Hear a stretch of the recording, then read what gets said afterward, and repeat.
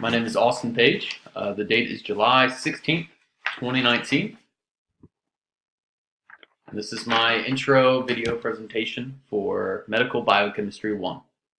So I recently took the 3000 level version of this course at Kennesaw State University in Georgia, where I completed the rest of my undergrad. So this is the only course I did not pass during that entire time, and I ended up with a 68 after my final exam. So I'm now retaking this course online at a more relaxed self-pace. This is for my last necessary prerequisite for acceptance into pharmacy school.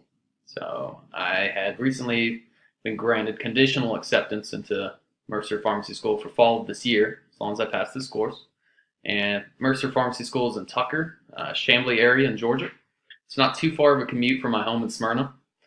I believe I have read in the discussion post that a few others have been accepted to both medical school and pharmacy school, so I just want to say congratulations and good luck in this year.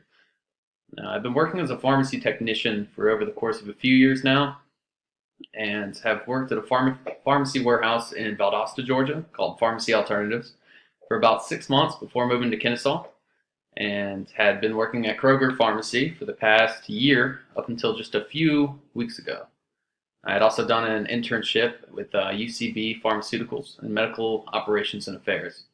So I plan to work as an intern again, however, at Wallstar Hospital once I gain my internship license, which should be granted to me as soon as I enroll in my courses at Mercer.